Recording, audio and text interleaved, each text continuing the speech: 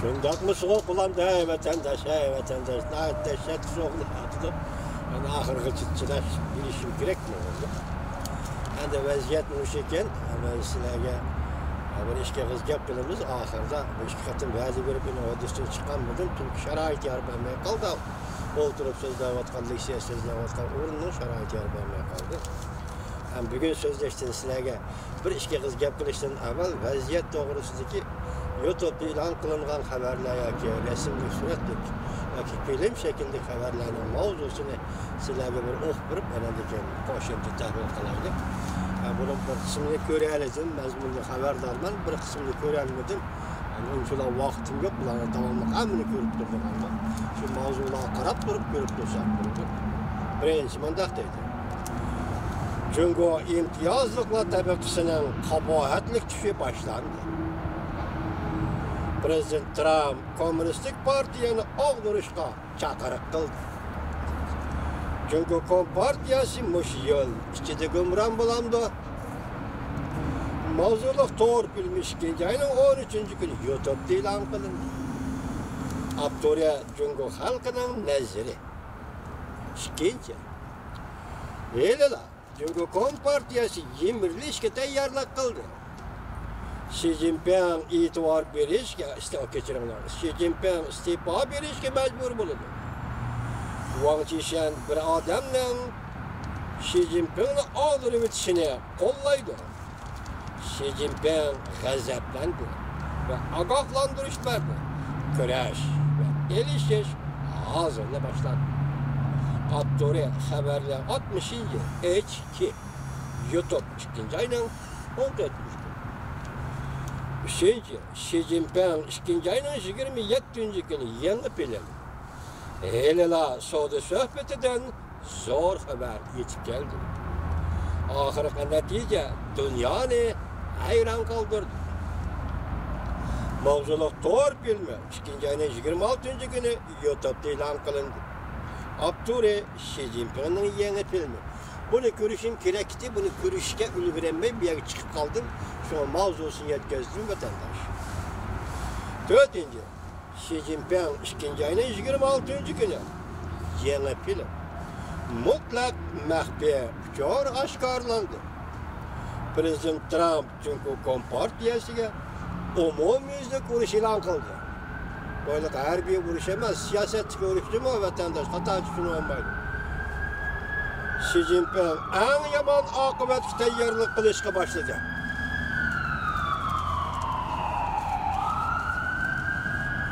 Xi Jinping en yaman akıbet tayyarlık kılışka başladı. Abdurya Xi Jinping'in yeni filmi 2. ayının 26. günü.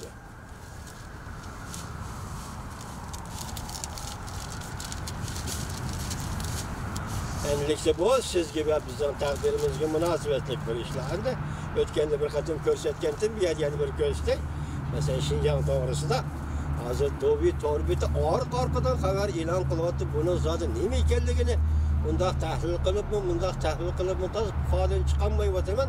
Peki vatandaşlara bunu yetkizip vatemen kalmadı. Birisi mi kıldırmayı yetkizip geldim. Hazır bugün yeni bir parti ilan kıldı. Yani kiler, topuda kalırsa kiler hep de teyarlap ilan kılımız, sözlerimiz likşi yapalım. Birinci nemi değil, ötkendi gidek, ötken kişi. Şinjanlı başkonuş siyaseti. Şinjan doğrusundaki cemaat fikir uğraşı da cungo mağlup oldu. Bunu sizlerge anlatıp oldum. İkinci, Şinjanlı başkonuş siyaseti, alaydı Çinçmengo. Cimcit işgilidiğen Çigrarayın taraftarı. Bunu sizlerge anlatıp oldum. Üçüncü, Şinjanlı başkonuş siyaseti. Zorvallah karıştırıştan aldığımız sebebi. Kompartiyanın çelik karıştırışıyla işki hatarlık kişilerini tazalaşır hareketi. Dovi torpidi 2. ayının 24. günü. Hem de 4. Çünkü Şinjan meselesi de haytarımız zerbi bir her taraftan netice girişti. Mavzuda haber 2. ayının 27. günü. Yani bir haber arlasıyla sözlendi. Cemi 5 haber. 22. günde 27. günü gece arkadan 5 parça haber ilan kıldı. Onu anlamış vaziyet ki birleştirip karaganda Birleşken Devletler Teşkilatı da Türkiye Cumhuriyeti'nin oturduğu çıkanlığı göstermek buludu. Anamdaki Türkiye Cumhuriyeti'nin Birleşken Devletler Teşkilatı'nın Uygurluğu kollab oturuğa çıkanlığı ondan kalsa, yani ondan evvel başlanığın değil mi? Ondan evvel başlanığın Amerika Koşmuş Ştatları'nın Halk Cumhuriyeti Hükümeti'nin Washington'daki söhbeti. Bu söhbet doğrusu sizlerge malumat verdim. Bu söhbet keyin kişki söhbeti mesela Washington kelgende Amerika Koşmuş Ştatları qarşı aladiganligini bildirdi ve şundaqla murosim o'tkazdi. Bu bir taraf. Bu bir gayrilik. Zaten söhbetten qandaq başlanğanlığı ve qandaq neticeге erişilganlıqda umumizde oturuğa çıkıp muşundaq erişildi, muşundaq neticeler erişdik demigen bolsun. Lekin jip jüdüm bolup atkan işlerdi hemini görüp durdu. Ahir sizlerge arlıq sözgellik siyat nemi dedi? Tarihi payti içip geldi dedi. Signalın ikincisi nemi dedi? Qatarlık, köp taraflar geçetildiğini söhbet dedi. İki mesele. Ahire tarihi payt yetip geldi. Bu gerçi abstrakt koyulgan bolsun mu? Lekin bir yer yetip gelgen tarihi payt zada qandaq var. Mesela 1991 Rusya yetip gelgendek tarihi payt mı? Zada qandaq tarihi payt. Yani bu tarihi paytni xilma xil tushundirish bo'ladi. Jungo uchun Komünistik Partiya uchun hozir uning hukmronligi yoki hozirgi Jungoning ahvoli sotsializm niqobida tajovuzchilik bilan shug'ullanishi boshlayotganda hammasi bu Jungo qartilgan bo'lsa, u vaqtdagi oxirgi payt, tarihi oxirgi payt Jungo masalasini bitirib bilish.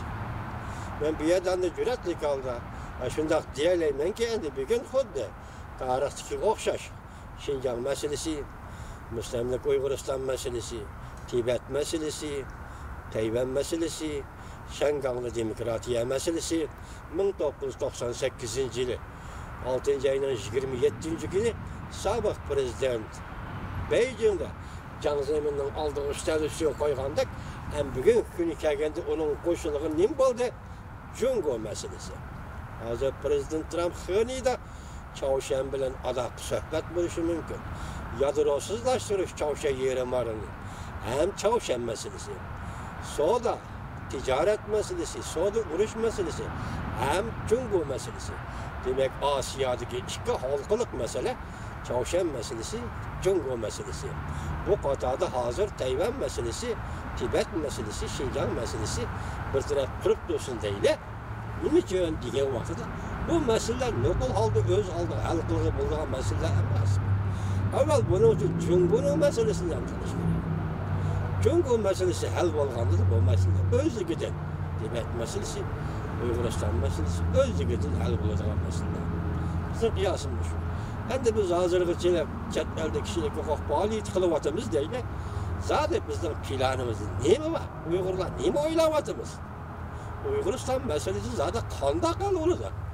Vatandaş, ben şundan fikir kılay ki, meyli bu fikir benim subjektif arzuyum, ya hiyalim olsun, Uyguristan meselesi Amerika Koşmuş Ştatları bilen Cumhuriyet Halk Cumhuriyeti oturusudaki diplomatiya meselesi. Biz başçılar sözlüğünlük siyede, mesela cemaat fikirde, Şinjan'ı başkuruş doğrusudaki cemaat fikirde Jungo hükümeti mağlup oldu dedi. Ahırda bana bugün kelgen makalada yanımı değil desiniz. Jungo hükümeti her taraftan zerbi verip bu meselede galba kıldı değil. Siz bir nersine dikkat kılan vatandaş. Sen desepte mağlup bağlılığını itiraf kıldın. Birinci makalanda. Ahırda 5. makalanda her taraftan galba kıl. Bunun da siz şunda hulas çıkarın ki vatandaş hazır Jungoluktan 5'i kayıp gitti. Nimi kılarını bilmeyevatıdı. Nimi deyişini bilmeyevatıdı. Olduruşni ya kopuşni, ya ki jügüreşni, ya ki yetişni bilmeyevatıdı. Vaziyet kıstap geldi. Hazır torbetlerdi geplerin hemmisini tirip çıkılı olmaydı. Vaziyet kıstap geldi. Jungo hükümeti kıstap geldi. Gangırap gitti. Tepek koru yolu üzülüp gitti, ya ki burulup gitti. Ya ki baş trekka eğip gitti. Ya ki kolay mı kalışıp gitti. Şunmuş 5 gün için Şinjan doğrusu ilan kılgan birinci makalada mağlup boğalıqını itiraf edip, ahırkı bir makalada galip kıldık dedi. Bu akiyevçi bir ruh. AK'nin royu şunda rohtu cumhurun royu, AK royu. Kendi keleyle hazır Türkiye hükümeti, Türkiye Cumhuriyeti Erdoğan, Prezident Başbakan'ın hükümeti, yani kendi 2. ayının 9. günü bakatım ki Birleşken Devletler Teşkilatı'da oturup koyuluşu bu intihai zor, tarihi karakterlik vakı. Bir milletinin takdiri ve onun siyasi akıbetleri doğrusunda 2. bir devletin Birleşken Devletler Teşkilatı'nın kişilik hukuk komitesinde oturup götürüp çıkışı bu Türkiye için etkanda tüncü iş, Uygurlar için etkanda tüncü iş. Burungu her yılda esilgen yığınlarda Amerika koyup geldi. Amerika Koşmuş Ştatlar kişilik hukuk meselesi boyunca Uygurlar meselesi koyup geldi. Herkes bir gün gelip kalkını yok. Lakin bu kadın Türkiye'nin alaylı oturup koyuşu bu alaylı bir fikir oldu. Enlikten Uygurların içinde bir dihallar fikir kılışma. Türkiye'desi Xitay kokudu, Türk'tesi Xitay kokudu. Bu sap dihalların tefekkür değişki buluzu bunu. Türk'tesi neymiş Xitay kokudu. Türkiye'desi neymiş Xitay kokudu. Neymiş ki? Xitay neymiş kokudu Türk'tesi? Gep kendi. Mışında geplerimi götürüp gep kıldım da gep kılıp yürüydük adamlar. Eğer Türkiye bu işe ağırlaşılan başka korkudu desem, onun kendin kilovattan dolkunu gör. Bu dolkun ne mi? Mesela İslam dünyasında demokratik devlet hesaplanan Türkiye, Uygur meselesi götürüp çıkılan olsa, onun kendinden yana başka Müslüman devletleri iş bildiğin olsa, Xitay çalmışın ondan korkun. Çünkü bugün karısan Xitay'ın otur şehirindeki menfaati, hem menfaatin ela menfaat. Xitay'ın Avrupa ile Amerika Koşmuş Ştatları ile buluvatkan sodisi, her xil mezmunları, her xil almashtırışları öz içine alsın mı? Lakin otur şehirindeki bir alaydı. Çünkü otur şehirde eğri sanaat yok. Bırak o yeni sanaat, mahsulatlara ihtiyaç yok. Bu tarafını koyup duraydı. Otur şehir, neftin ve gazının menbeyi.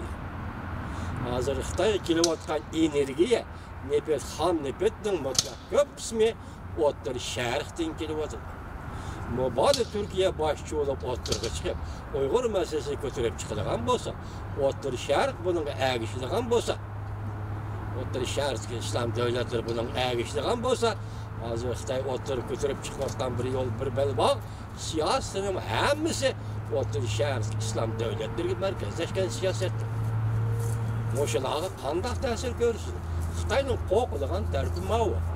Enerjiye nefet import kılış kandak tesir görürsün. Xitay'ın kokulagan yeri mavi. Şunu Türkiye oturuğa çıkış bilen tanıla paspara kop gitti. Matbuatları, torbetleri. Hatta yeni 14 yaş bir bal sözlep çıktı bu işte. Tüm ilde sözlep çıktı. Birleşken Devletler Teşkilatı oturuğa koyuldu. Türkiye ne mi kılmakçıydı? Bu şey daha geç. Demek biz bu günde indi 5 gün çıkan Uygurlar Türkiye'ye şunçalık ümit bağlayıp